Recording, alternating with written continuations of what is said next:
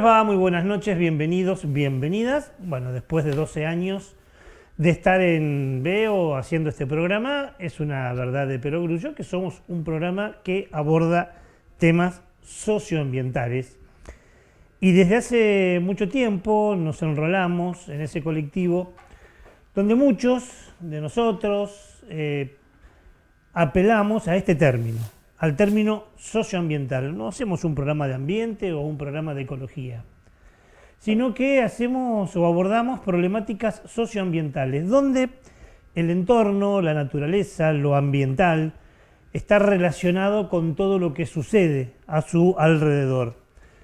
Lo ambiental está relacionado con los derechos humanos, con los derechos de la naturaleza. Lo que decimos siempre, si hay alguien que no respeta el entorno, seguramente tampoco respeta a los individuos, a los seres humanos, y viceversa. Aquel que viola los derechos humanos seguramente también viola los derechos de la naturaleza, porque somos una misma cosa. Somos naturaleza, somos ambiente. No podemos separarlo, no podemos dividirlo. Y en este contexto no podemos dejar de opinar. Este es el espacio en que lo hacemos, buscar un hecho, una noticia y de ahí en más analizarlo y obviamente también opinar. Digo, en este espacio no podemos dejar de opinar lo que está pasando en el Hospital Garrahan. Una clara muestra de una intención por parte de algunos de eliminar o desconocer a los más débiles. No es casual. Piense qué pasa con los jubilados, qué pasa con los que se quedan sin trabajo, qué pasa con aquellas personas que viven en situación de discapacidad y ahora con un hospital que atiende a las infancias. Pareciera ser, y la historia universal tiene claros ejemplos sobre esto, pareciera ser una preocupación, una estrategia por separar, eliminar a los más débiles, una especie de teoría de sobrevive el más fuerte, y si no sobrevivís, y si sos débil, bancátela, y de hecho en los discursos así aparece. Una situación peligrosa, ¿no? Esta, la de apelar a la sobrevivencia del más fuerte o el más poderoso, es una situación, sin lugar a dudas, peligrosa. Y es lo que sucede con el Hospital Garrahan en estos días. Y lo digo, y disculpe en este caso el uso de la primera persona, pero no tengo otra alternativa que plantearlo así. Lo digo porque personalmente conozco y mucho al Garrahan. Cuando mi primer hijo tuvo algunos problemas de salud, acudimos en más de una oportunidad a ese lugar y encontramos un efector de salud impresionante, desde todo punto de vista, desde lo técnico, desde lo científico, desde lo humano, desde lo arquitectónico. Está todo preparado para que uno pueda ir con un pesar y tratar de solucionarlo.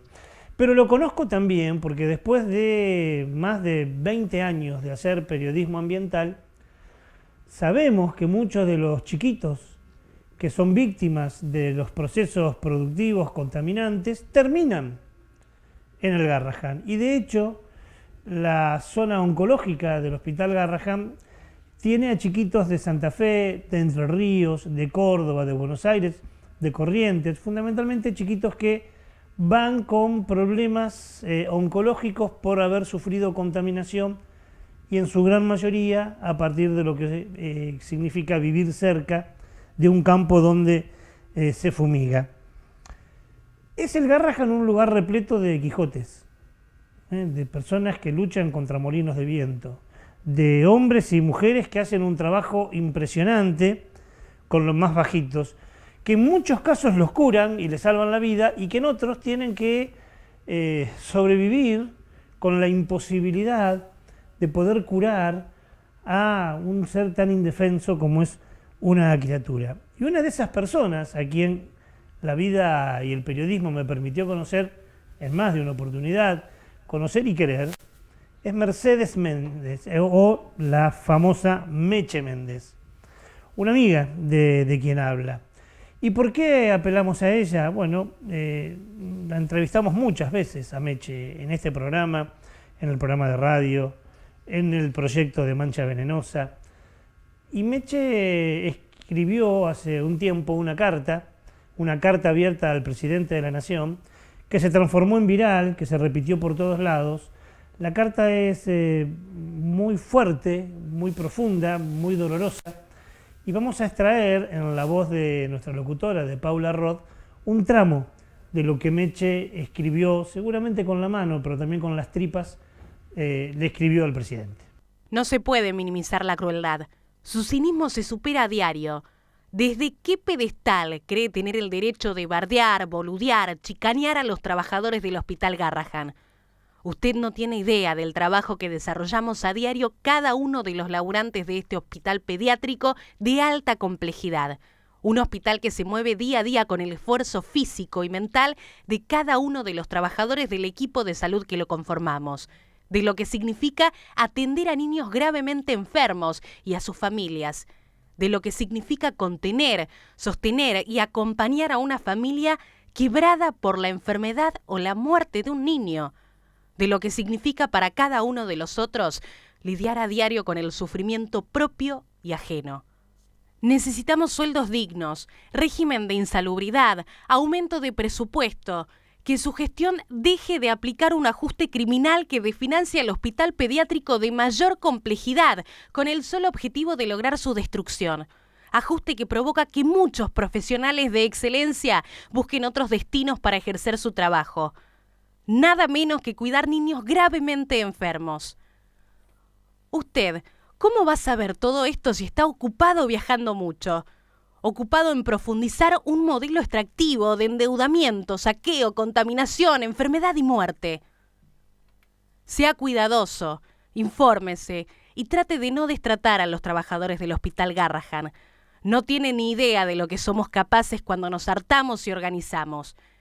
Imagínese que nos vemos a diario, cara a cara, con la más cruel de las muertes. Mire si vamos a tener miedo. Créame, señor presidente, que estas líneas fueron escritas con mucho más respeto del que yo recibo como trabajadora desde que usted asumió.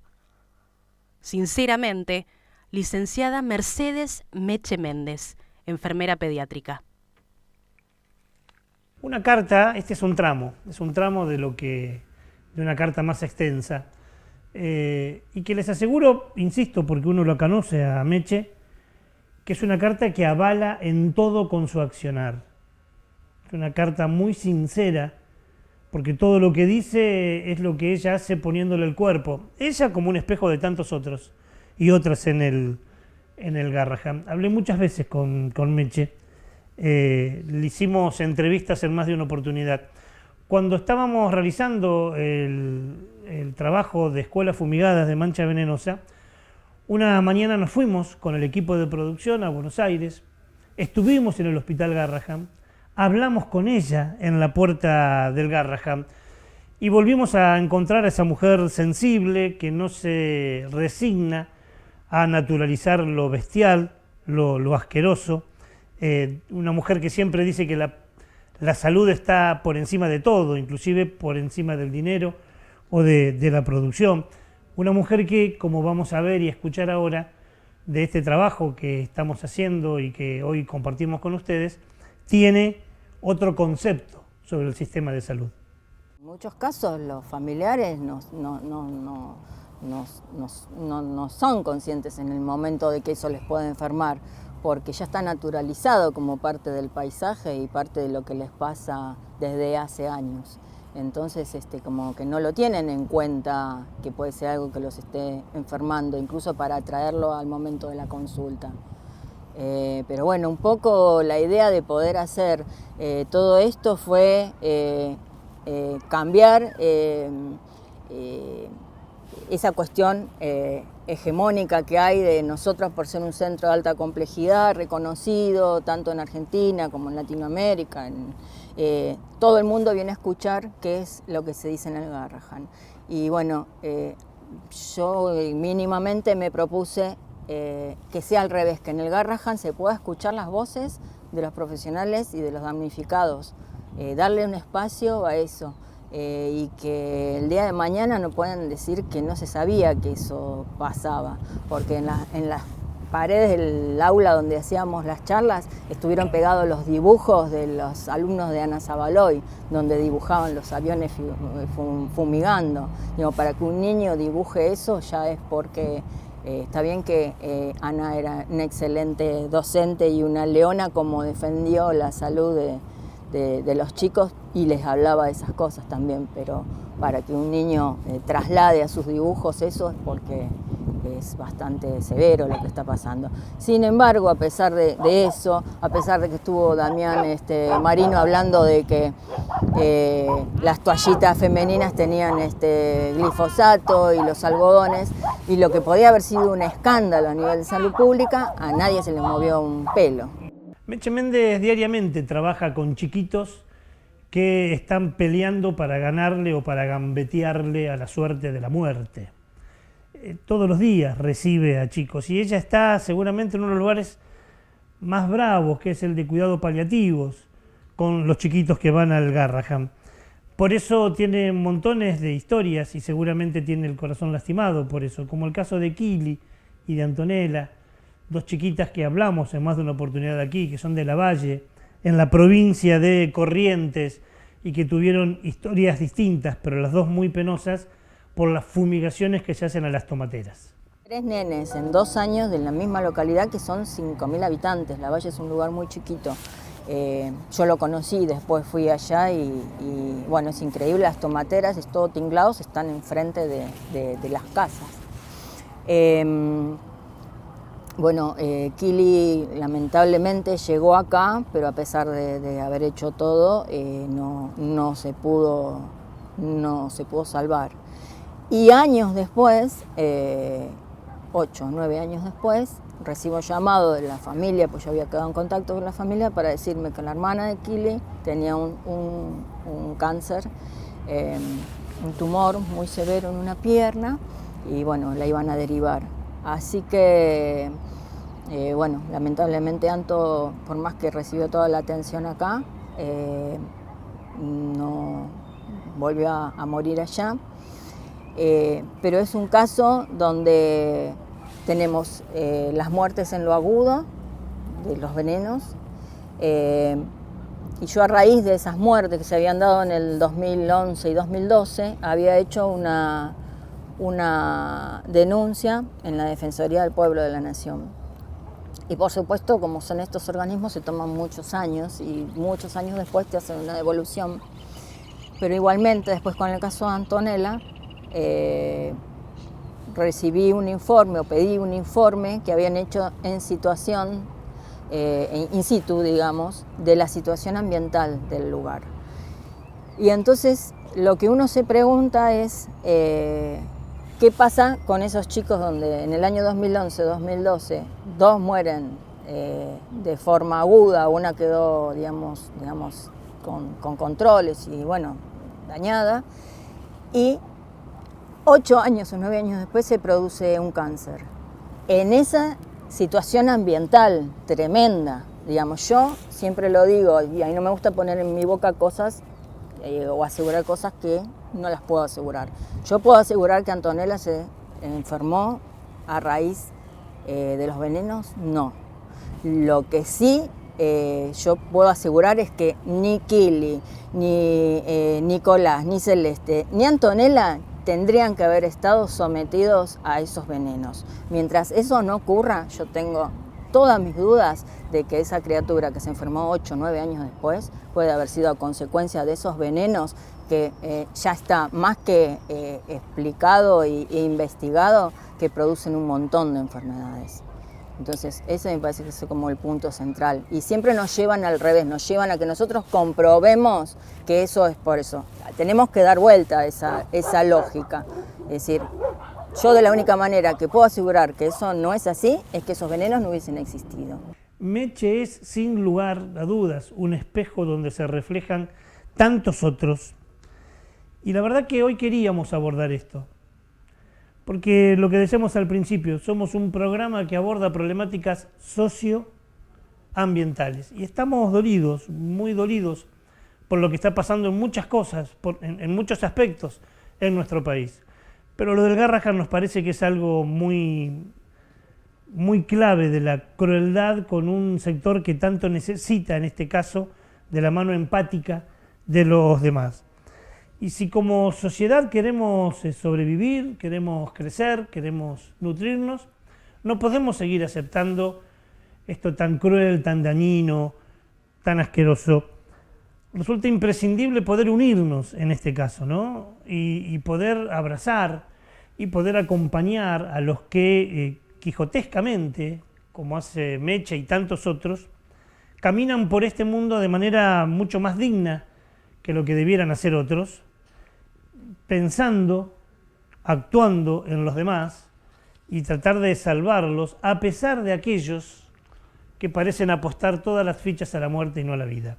Un abrazo muy grande para el Garrahan. Sabemos de la función social fundamental que realizan con muchos de los chiquitos, con todos los chiquitos, pero con muchos de ellos que son víctimas de algún modelo productivo, y por eso hoy queríamos dedicarle no solo este espacio, sino también dedicarle el programa. Así comenzamos nuestro programa del día de hoy, que como siempre tiene montones de temas, y la recibo a Gaby. ¿Cómo va, Gaby? ¿Cómo le va? ¿Cómo le va a usted? ¿Todo bien? Muy bien. ¿Todo en orden? Muy bien, todo en orden. Me gusta lo colorido de su ¿Viste? suéter. ¿Viste? Vinimos Me más encanta. informal. Sí, sí, sí. ¿Mm? Y coloridos los Y dos. coloridos, Yo así muy con una coloridos. super flor. Me encanta. Haciendo homenaje a la televisión color. Exacto, exactamente. Bueno, muchos temas de hoy, las luces. Las luces, exactamente. Bueno, las luces, en este día se nos van a prender la luz roja por el Paraná, porque apareció una mancha que implica contaminación con residuos y desechos cloacales. Bien. Nos vamos a la luz amarilla, nos va a llevar hasta las costas de la India, porque a partir del hundimiento de un buque también hay un gran peligro de contaminación. De hecho hay derrame de combustibles, así que esa será nuestra luz amarilla. ¿Y la buena noticia, la luz verde? Y la luz verde, la buena noticia, llega desde Dinamarca, porque parece que allí hay una planta modelo de tratamiento de los desechos urbanos que no solo hace un efectivo tratamiento, sino que además purifica el aire y genera energía limpia. ¿Con basura? Con basura. Bueno, y basura va a ser un tema también del programa de hoy. Ya lo hemos abordado en más de una oportunidad. Pero hace un par de años atrás hablábamos de una basura que nos molesta a todos, pero no siempre la tenemos tan presente, que es la basura que deja las campañas electorales. Ay, sí. Okay. Pero sobre todo los papeles y muchos de esos volantes que parecen tan inocentes están fabricados de una manera que son irreciclables, por ejemplo. Ajá. Y lo que se hace también para las boletas, para ir a votar. Miren, nosotros somos amantes de la democracia, no es que esto estamos diciéndolo porque no estamos de acuerdo con el sistema. Pensamos que tiene que revisarse algunas cosas. Si yo te digo, por ejemplo, después te lo vamos a demostrar, que cada vez que hay unas elecciones nacionales, se talan alrededor de 48.000 árboles para hacer las boletas, podríamos hacerlo de otra manera, ¿no? Claro. Bueno, vamos a estar hablando de la basura, vamos a estar hablando de la basura que generan las campañas electorales, y vamos a hablar con alguien que sabe mucho de esto. Es ingeniera ambiental y es María Laura Pino, que hizo un trabajo sobre este tema. Y además, ¿sabés qué vamos a hacer? ¿Qué tenemos? Vamos a reconocer, vamos a conocer a un personaje maravilloso. Ajá, no muy reciente, ¿no? No, del 1700. ¡Wow! ¿Por qué es tan Porque distintivo? es uno de los primeros naturalistas que tuvo estas tierras. El hombre era español, pero uno de los primeros que empezó desde la ignorancia, se transformó en un experto de la flora y la fauna de América. A partir de la observación, como a era partir de la antes, observación, ¿no? La cosa. Exactamente, así que vamos a hacer eso. Muy bien, me parece fantástico. Me voy a mi lugar. Váyase tranquila. Dale. Se nos prende la primera luz del semáforo, es la luz roja, es la mala noticia y tiene que ver con, otra vez, contaminación en el río Paraná. Así es, te lo decíamos al comienzo, la luz roja se enciende porque apareció una mancha marrón diferente al color del río en el río Paraná, que alertó a los ciudadanos de San Pedro, a 140 kilómetros de Rosario. En esa zona pudieron observar un contraste muy nítido entre esta mancha marrón y el color habitual del río, y dicen que podría provenir de desechos cloacales. Si bien están preocupados, los habitantes de esa zona no están para nada sorprendidos porque lamentablemente vienen solicitando hace años a las autoridades que se construya una nueva planta de tratamientos. Según diversas fuentes, no puede considerarse que la mancha provenga totalmente de vertidos cloacales, pero sí una buena porción de su conformación la constituyen esos afluentes, entre otros. El Departamento de Delitos Ambientales de la Policía Federal realizó análisis del agua del río y detectaron niveles altísimos de coliformes fecales y de Escherichia coli. Un tema que preocupa a los habitantes de ese lugar, que ya hace 3 años vienen solicitando que se haga algo al respecto. De hecho, en el año 2022, nosotros, Onda Verde, hemos hablado con integrantes del Instituto Soberanía que realizaron un documental sobre la contaminación industrial y cloacal que sufre el río Paraná. Eduardo es guía de ese lugar y nos decía lo siguiente. La verdad que un viaje que uno desconocía todas las cañerías que existían y que la bajante del río dejó al desnudo, entonces uno ve todos los químicos que están tirando y el desastre ambiental que hacen, porque por la cantidad de peces que van a morir, que mueren diariamente, y la contaminación exagerada que hay del río y que no hay control sobre las empresas. El hecho preocupa, pero también a los rosarinos y a los habitantes de Varadero, donde los análisis de las aguas del río Paraná dieron niveles muy, pero muy altos de contaminación. Según puntualiza el abogado Maggi de San Pedro y Rosario, no tienen planta depuradora. Por su parte, San Nicolás sí la tiene, pero la dejó sin mantenimiento desde hace tiempo, por lo cual opera de manera deficiente, lo cual enciende, por supuesto, todas las alarmas.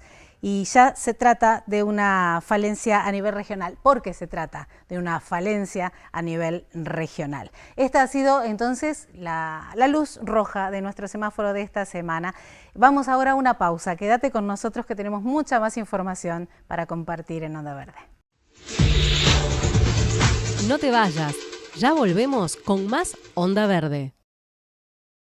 La democracia se construye desde el diálogo y la participación. Cámara de Diputados de la provincia de Santa Fe. La Camerata Rosario, 20 de junio en el Teatro Luz y Fuerza, presentando Vivaldi y Piazzolla, Las 8 Estaciones. Un encuentro entre dos compositores únicos. La Camerata Rosario en el Teatro Luz y Fuerza. Anticipadas a la venta en boleterías y a través de ticketway.com.ar. ADUL, Asociación Docentes de la Universidad Nacional del Litoral. En la lucha por salarios dignos, jubilación móvil y una universidad democrática, pluralista, científica y al servicio del pueblo. ADUL, Pasaje Martínez, 2683. GRUM, Mercado Sustentable, Dietética a granel, Verdulería orgánica, agroecológica, congelados, bicarbonato, limpieza del hogar biodegradable, Avenida Freire 2856, envíos a todo el país, por mayor y menor, Instagram, grum.sustentable. Pasó con esa cerradura. Hola, hija. Hola, papi. No hace falta que vengas, ya arreglé el lavarropas. ¿Y cómo hiciste? Fácil, con la aplicación Yo Resuelvo. Más fácil, más simple. Entrá en Yo Resuelvo y encontrá a quien necesitas en segundos. Hola, vengo a arreglar la ventana.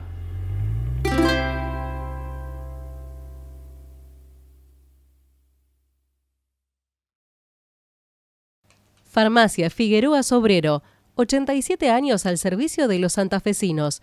Adherida a convenio de vacunación de IAPOS, PAMI y otras obras sociales. 3 generaciones trabajando por la salud y haciendo historia en la ciudad. Farmacia Figueroa Sobrero, Avenida General Paz, 7471. En más de una oportunidad hemos dicho que la basura no es un problema, que la basura es un problemón.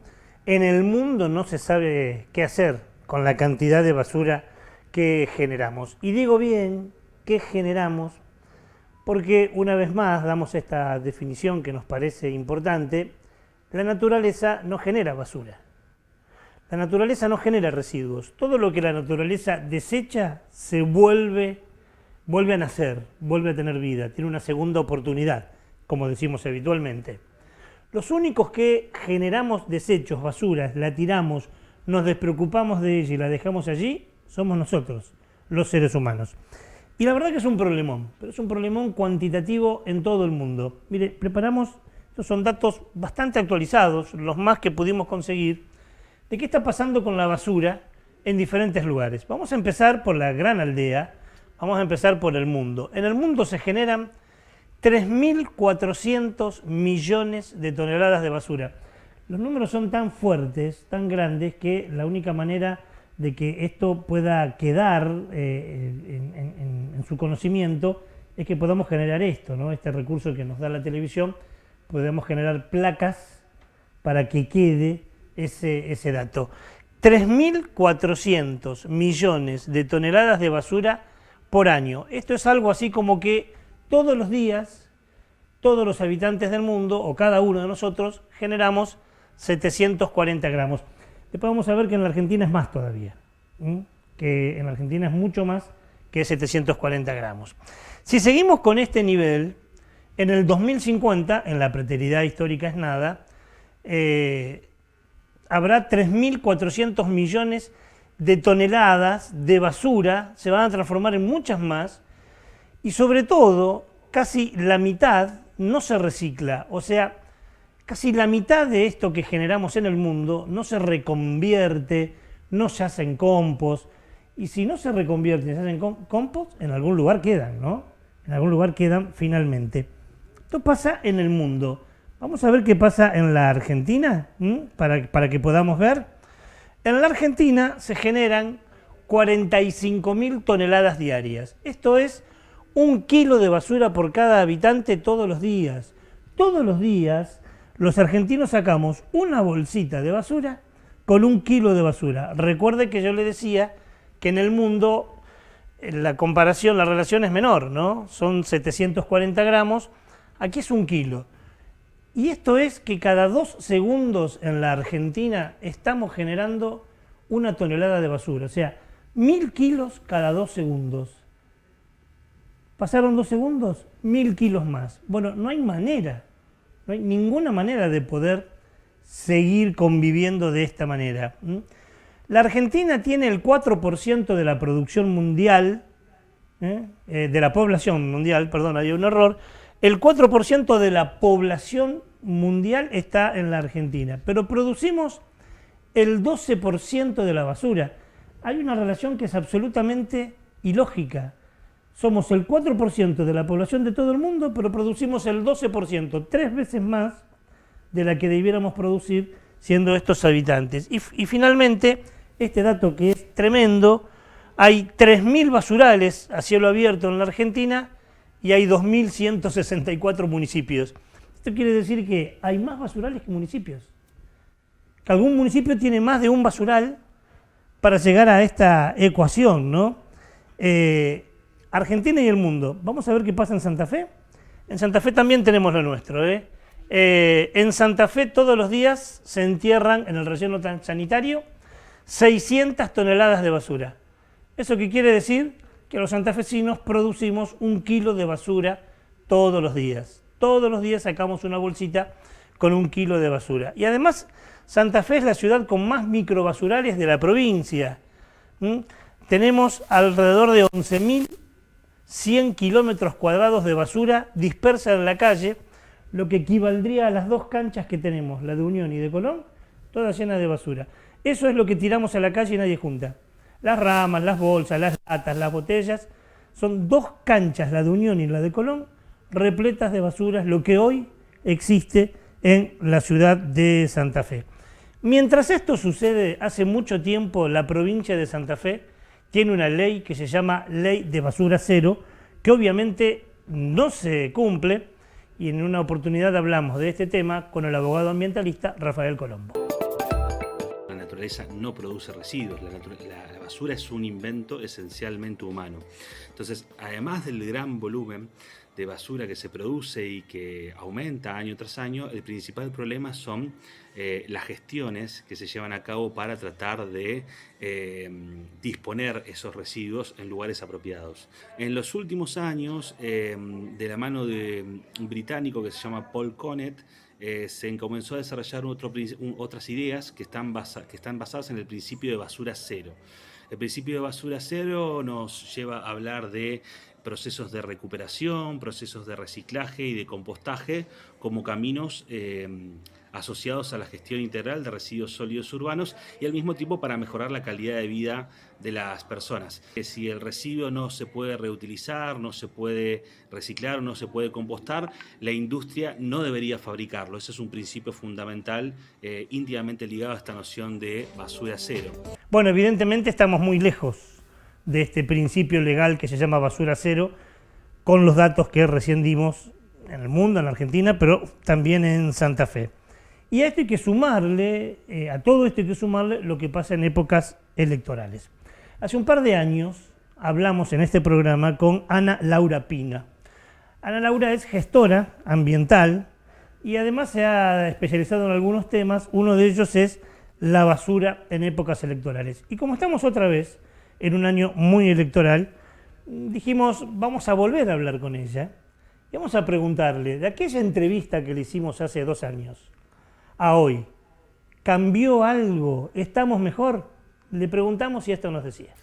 La verdad es que estuvo muy buena, no es por dorarte la píldora, aunque sabés que soy del palo tuyo, pero creo que alguna ficha cayó, porque visibilizar esta problemática, ponerla en agenda, hizo que algunas candidatas y candidatos tomaran conciencia. Qué bueno. Y cambiaran la modalidad de hacer las campañas, ¿no? Lo que la gente conversábamos en ese momento es que los volantes, por ejemplo, no son de papel, sino que son de plástico, por lo tanto persisten en el ambiente durante cientos de años, nada más que para una cuestión de campaña. Y la gente no quiere ver las calles sucias, ni quiere gastos superfluos, menos en este contexto económico, ¿no? Pero aparte, como vos bien decís, alguien dirá, bueno, están exagerando, es un papel, entre tantos otros. Primero que son muchos papeles, y después que, como vos bien decías, a mí me parece importante, hablábamos hace un tiempo con Maximiliano Tademo, un científico del CONICET que se ha especializado en muchas cosas y nos decía, hablaba del bifemol, ¿no? De ese cobertura plástica que tienen generalmente los papeles que te dan en los postnet, en los peajes, en los cajeros, que es altamente contaminante. Algunos volantes políticos también están fabricados así, ¿no? Sí, porque en realidad es una capita muy finita de papel recubierta por pinturas plásticas que vienen de los combustibles fósiles, por lo tanto generan calentamiento global y son contribuyentes al cambio climático. Y después, ese es un problema. El otro problema es que, como bien decís, hay sustancias que están compuestas en esas pinturas que son sustancias persistentes en el ambiente. Es decir, y son bioacumulables, pasan a los organismos, por ejemplo, a los organismos de los ecosistemas acuáticos. Entonces, son disruptores endocrinológicos, es decir, alteran el metabolismo y después encima nosotros vamos y nos comemos un pescado, o sea que nos olvidamos que somos naturaleza, que estamos en ese ciclo, ¿no? O sea, lo que va vuelve. Yo siempre digo una frase muy espantosa pero muy coloquial, esto de escupir para arriba, claro. O sea, no nos damos cuenta que estamos formando parte. Cuando ese tipo de los plásticos son reciclables y generan trabajo digno, con inclusión. Ahí participan lo que son los promotores y los cartoneros, los recicladores y recicladoras urbanas, juegan un papel fundamental. Bueno, no mucho, ¿no? Algo se cambió, pero no mucho. Visibilizarlo hace bien, pero hay que seguir. Nos quedamos con la misma preocupación que nos quedamos hace 2 años y que hablamos en otros programas. La calidad del volante electoral que se entrega como propaganda. Ese volante en su gran mayoría, además de papel, tiene una cobertura de plástico arriba, ¿no? Que para que la lluvia, el sol, no lo borre. es parecido a la fabricación de ese papel que te dan en el postnet cuando pasás la tarjeta, el ticket que te da la máquina registradora o los papeles que te dan cuando pagas un peaje. Es esa característica, un papel que tiene un plástico que se llama bifenol y que es altamente contaminante, que no se degrada y que queda permanentemente contaminando agua y tierra y que produce un daño muy grande. Parece que algunos partidos se dieron cuenta que esto no estaba bien, que había que hacerlo con otro tipo de papel y cambiaron. Algunos inclusive utilizan papel reciclado y algunos inclusive utilizan otras formas. Publicidad con QR, publicidad de vía informática, casa por casa, pero gastar menos papel. Algunos no, algunos lo siguen haciendo y es mucho el papel que finalmente queda en la calle. Por eso le preguntamos a Ana Laura cuál es el rol de la política y fundamentalmente cuál es el rol de la municipalidad, en nuestro caso como organismo de control, y cuál es nuestra responsabilidad, y también esto nos decía. ¿Qué rol cumple, Ana? Porque recién hablaste, y la verdad que nos da mucha alegría saber que al menos algunos candidatos tomaron el problema y cambiaron la actitud. Pero me parece que hay otro agente, que es la municipalidad. ¿Qué rol debiera cumplir la MUNI acá? Ay, qué pregunta, me pones en un dilema. O sea, yo creo que la MUNI es en la ciudad de Santa Fe nuestro gobierno local. Por lo tanto, tiene la mayor de las responsabilidades, ¿no? Puede un candidato, una candidata hacer una cosa u otra, pero a nivel gobierno vos tenés una responsabilidad con reglamentaciones, con normativas, de esto se puede, esto no se puede, este espacio sí, este espacio no, tiempos para eliminar la cartelería, ¿no? Nosotros, por ahí, el vecino o la vecina no sabe que en realidad todo lo que es tratamiento de residuos lo estamos pagando entre todos, entre todas y todas. Entonces, nos debe, la municipalidad tiene un deber hacia los ciudadanos, ¿no? En hacer cumplir las normativas, en si no están, hacer nuevas normativas, y después eso tiene un costo. Entonces, es responsable y a la vez debería encargarse de esa situación, de primero evitar que suceda esa contaminación. Tiene una responsabilidad mayor porque es gobierno, sea esta o cualquiera, ¿no? Estoy hablando de gobierno municipal. Yo decía de manera seguramente muy, muy precaria que es como un triángulo donde en cada vértice hay un responsable, ¿no? En alguno estamos nosotros, los individuos, en el otro vértice están los estados y en el otro vértice las empresas, con diferentes responsabilidades cuantitativas, pero que todos tenemos ciertas responsabilidades. En esto nosotros también tenemos responsabilidad. Yo siempre digo que nosotros todos los días gestamos basura. La naturaleza no genera basura, nosotros generamos basura. Ahora, debe ser lo único que generamos, lo sacamos a la puerta de nuestra casa y nos despreocupamos. Ya no es más cosa nuestra, ¿no? Sí, se llama NIMBY eso en inglés, que quiere decir not in my, o sea, quiere decir en mi patio trasero no, sería la traducción al castellano, donde yo lo que acabas de decir, lo saco al cesto de basura de la puerta de mi casa, si tenés un vecino que tenga, porque yo en mi cuadra tengo un montón que no tienen, esa normativa está y no se hace cumplir, por ejemplo, y después me desentiendo del problema. En la naturaleza no existe el concepto de residuo, es decir, no crecen en los árboles los residuos. Claro. Y la responsabilidad acá en la China es del generador, ya sea el municipio, ya sean las industrias, las empresas, los comercios o ciudadanas y ciudadanos. Bueno, como ven, hay distintos tipos de responsabilidades, cuantitativamente no son todas iguales, pero hay distintos tipos de responsabilidades. Lo que decíamos antes, tratar de generar la menor cantidad de basura es lo ideal.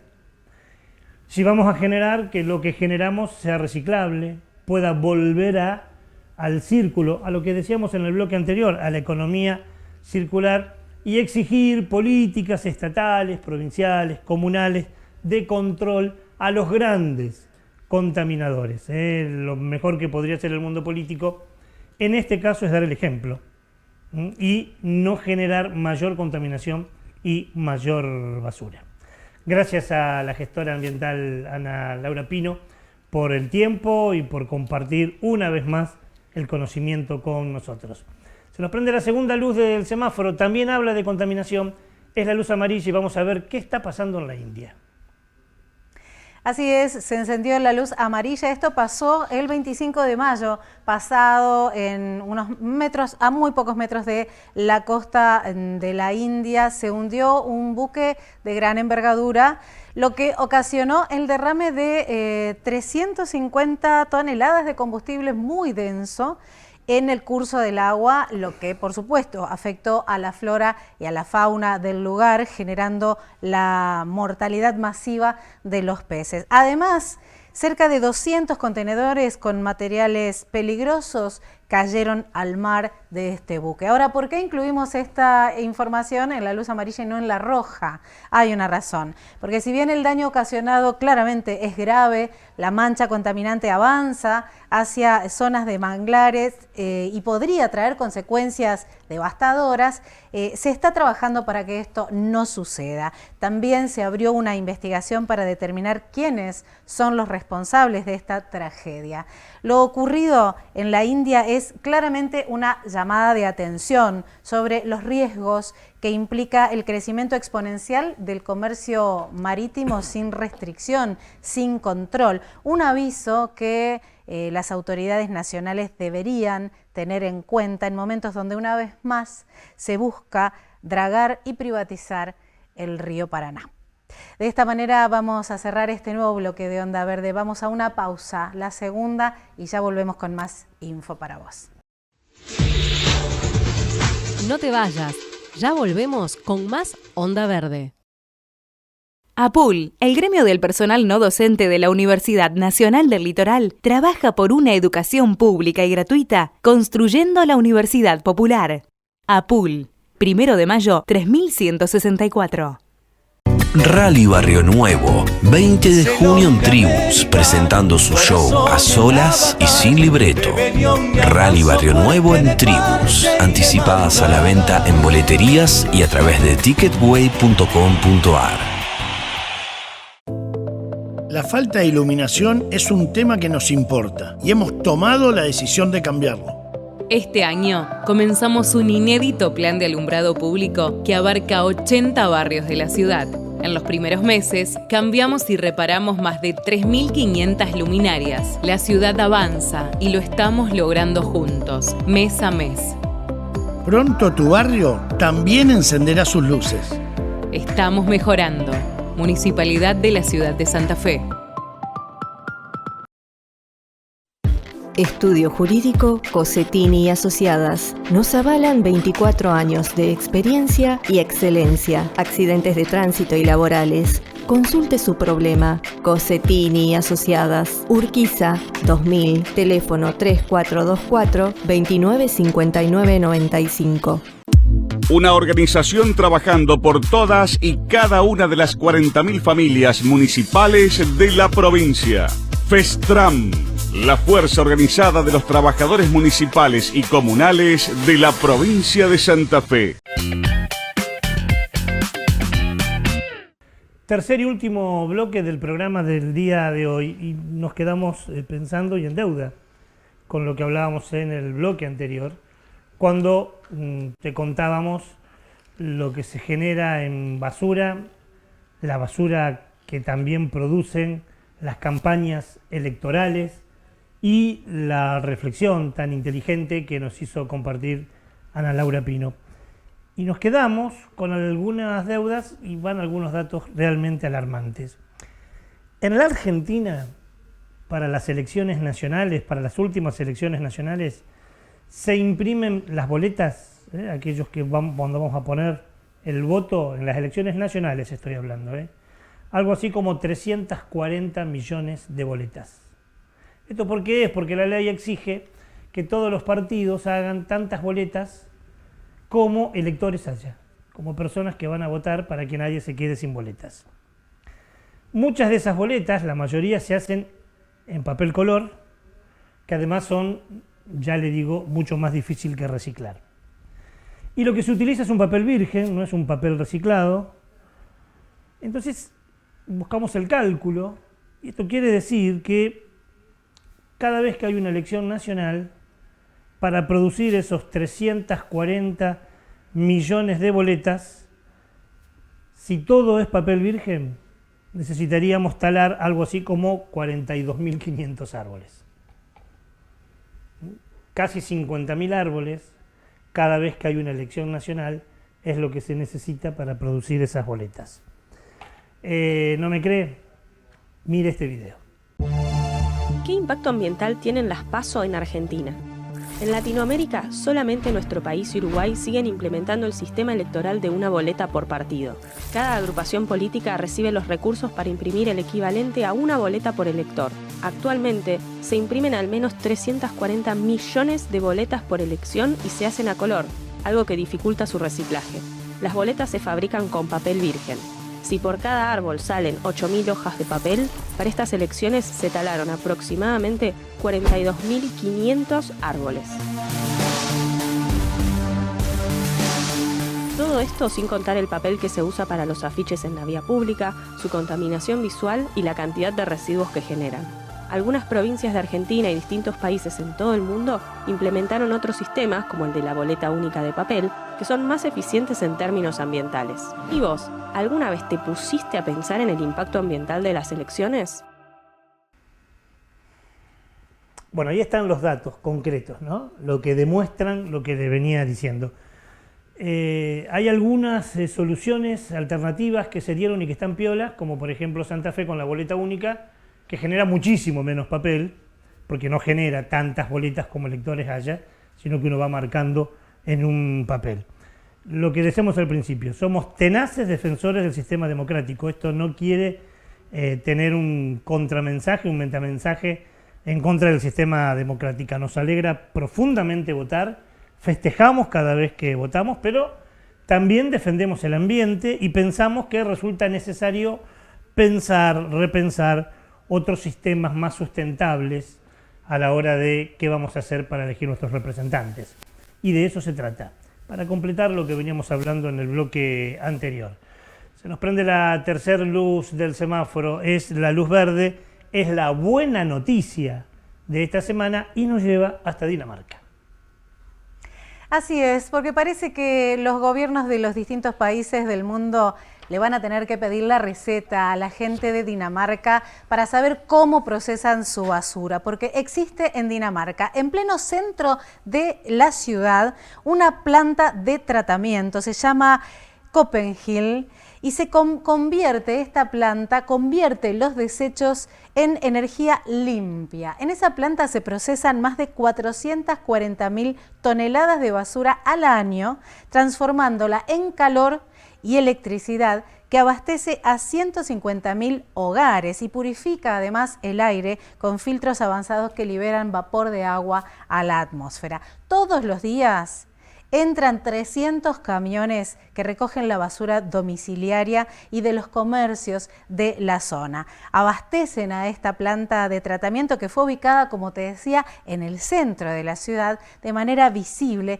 generando además una invitación para reflexionar sobre la gestión de los residuos y su utilidad. Así que esta ha sido la buena noticia de este programa que nos ha llegado desde Dinamarca. Ahora vamos a conocer esta personalidad tan particular de lo que nos hablaba al principio Ricardo, este primer ambientalista, puede ser que pisó suelo argentino, ¿así sería?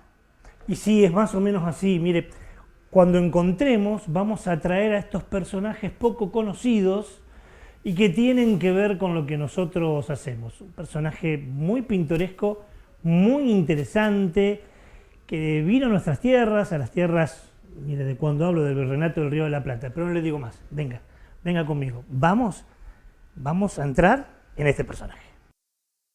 Y mágicamente aquí llegamos del estudio acá para presentarte algo. Mira, cuando salimos a exteriores, generalmente presentamos informes especiales o hacemos alguna entrevista. Hoy en realidad vinimos para presentarte a alguien para nutrirnos, para conocer a alguien muy especial, muy distinto. Por eso vinimos hasta acá para presentarte a Félix de Azara. Pero ¿quién es Félix de Azara? En la Argentina hay una fundación que lleva su nombre, así que se ve que el chabón era importante. La fundación fue creada en la Argentina el 13 de noviembre del año 2000. Pero insisto, ¿quién era este Félix de Azara?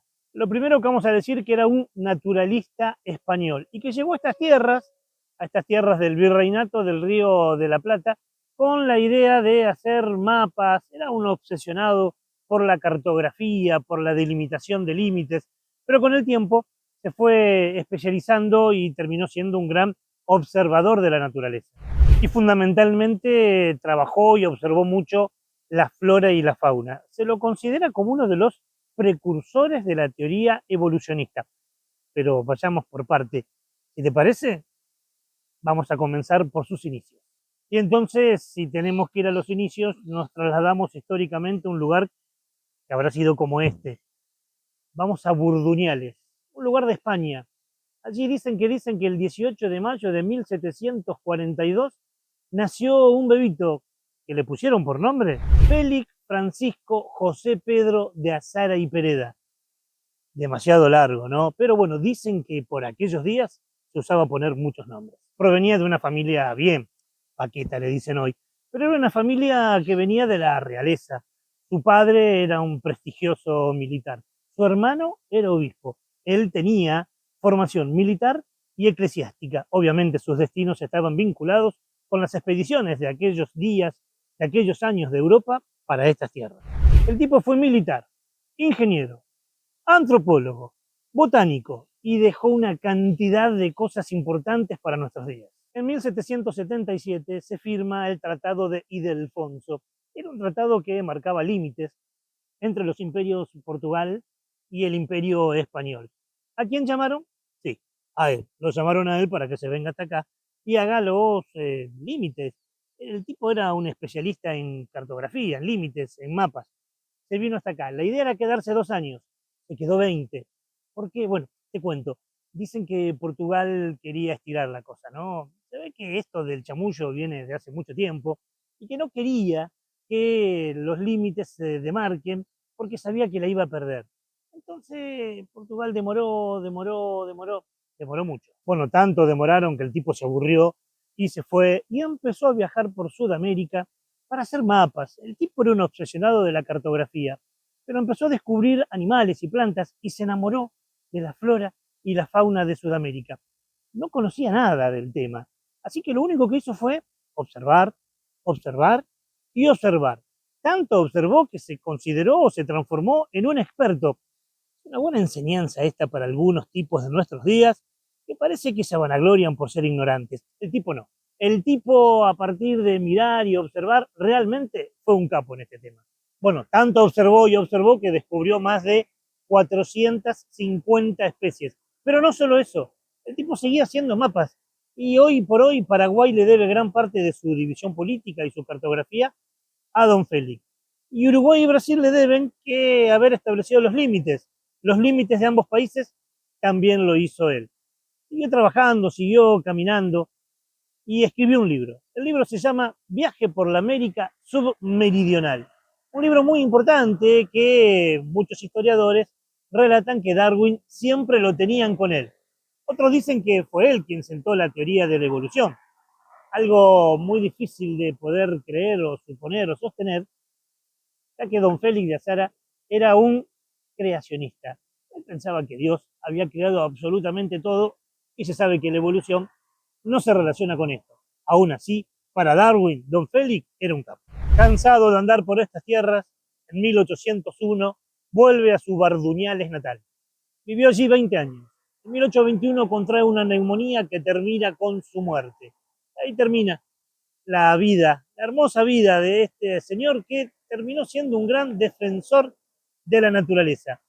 Y está bueno entonces que una fundación lleve su nombre. Y está bueno que nosotros, en este programa, hoy también podamos reconocerlos y valorarlos. Por eso nos vinimos hasta acá. Y terminamos. Me vuelvo al estudio, que quedan cosas para hacer en el programa. Y ahí me meto otra vez porque ven, ¿viste qué lindo? Me encantó, me encantó. ¿Cómo no verlo conocido? Quiero el viaje en el tiempo para estar ahí con este hombre, por favor. Félix de Azara se llama. Un gallego, un español que vino a estas tierras y que tuvo una vida de locos. Qué lindo. Y por eso te lo traemos hoy para que puedas conocerlo. Y como decíamos, hay una fundación en la Argentina que lleva su nombre y está bien que así sea.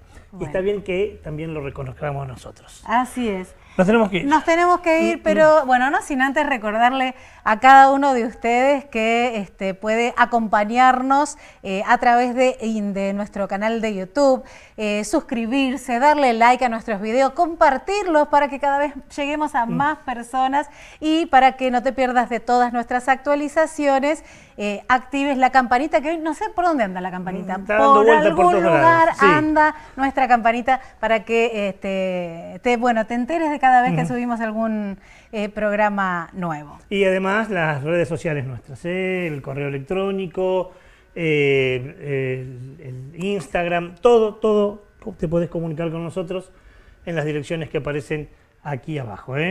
¿Estamos? ¿Cumplimos con todo? Cumplimos con todo por esta semana. Sí, por esta semana. Solo invitarlos a que, si les pareció bien, nos acompañe la semana que viene, en una hora, para seguir pensando cómo salvamos nuestra única casa.